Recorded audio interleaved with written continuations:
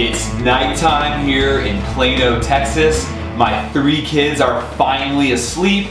My wife is over there doing something, and I'm hiding in this room in the corner of our house. You know what that means? It means it's beer night! Yes! The best night of the week where we taste a beer and we talk about beer history and just generally have a good time. So thank you so much for watching episode number 17 of my show. If you're curious to know kind of about me, obviously I'm interested in beer. I do have other interests as well. I was going to share some of those with you guys, but on the topic of beer, I wanted to share this with you. For my anniversary, my wife got me this really cool cutout of the United States with all these little holes in it to collect beer caps.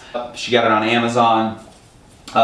Other things I'm interested in history, particularly the history of pirates. I went through this phase where I read every book I could find about the history of pirates. I just grabbed this really cool one here, Empire of Blue Water. It's the history of Captain Morgan.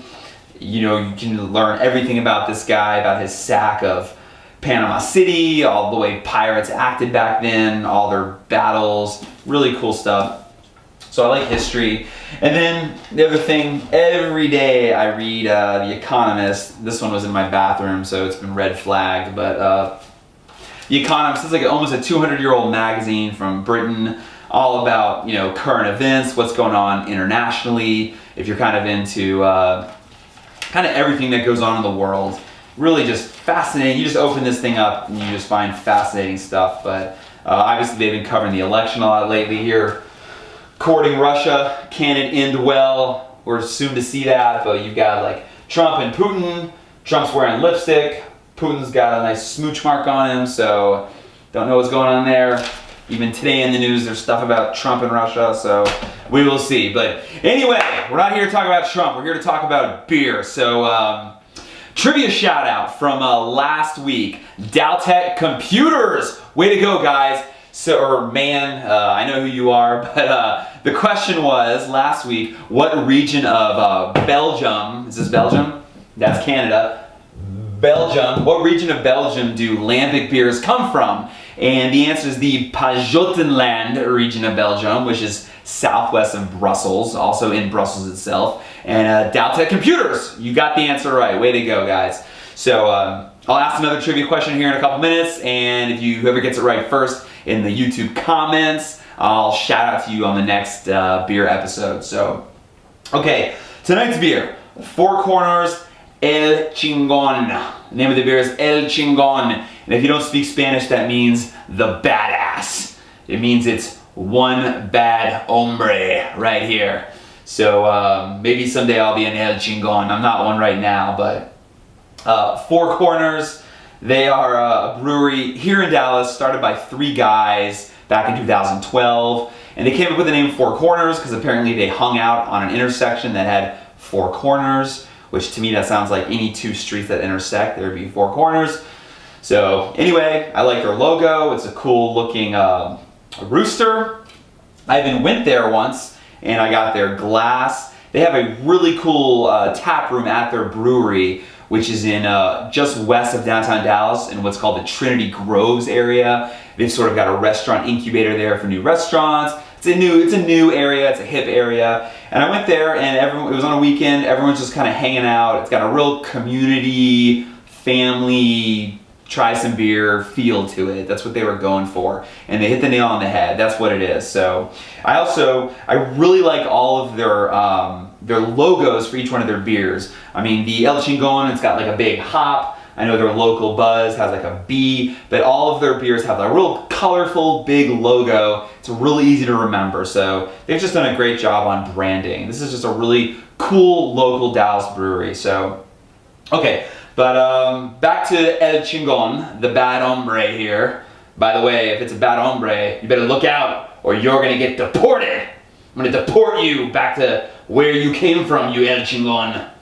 Just kidding, I would never deport a beer. In fact, this house is a sanctuary city for bad hombre beers. I keep them all safe here so I can drink them. Anyway, it's an IPA. If you don't know what an IPA is, go back and watch beer review number 3. But El Chingón, even though it's got a Spanish name, it's an American style IPA, making America great again.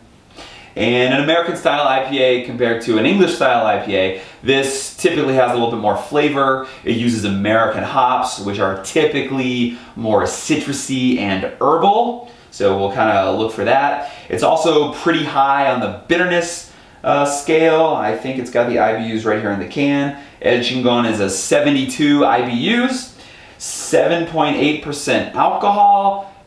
To me, that's high for a beer. You know, if I have 2 of these on an empty stomach, I'm gonna be feeling kind of drunk. So that's one thing about the IPAs, they're always kind of high in alcohol, at least the ones that I always drink.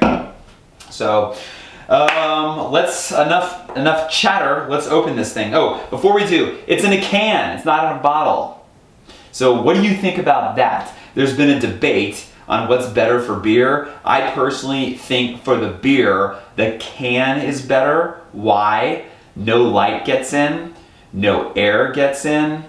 It's lighter when you add up what bottles weigh, a whole lot of them, to what cans weigh. It's easier to recycle cans, so maybe it's more eco-friendly.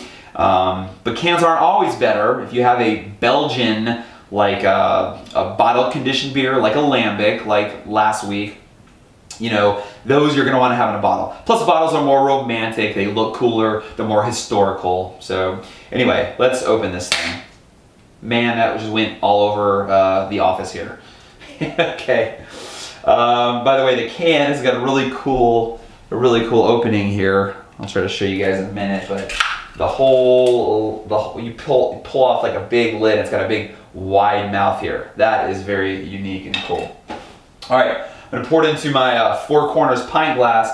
An American IPA, you can use a pint glass or a nice Stein mug, according to beeradvocate.com. So since I've got a Four Corners pint glass, we're gonna do that. Here we go. Beautiful color. I don't even know if I would call that amber. It's very, just kind of like a dark orange. Not red enough to be an amber in my opinion. But nice, beautiful, clear color, lots of carbonation. Maybe it's the way I poured it, but nice looking beer and a nice looking Four Corners glass. So let's go ahead and smell this. Definitely citrusy and piney smelling, even sort of like, yeah, like I said, like a grapefruit, sort of citrusy. Smells really good. Floral, kind of floral, like flowery. All right, let's go ahead and taste this. I have had it before, but I wasn't paying as close attention as I am now. Let's go. Four Corners, one Bad Hombre, El Chingón. Whew.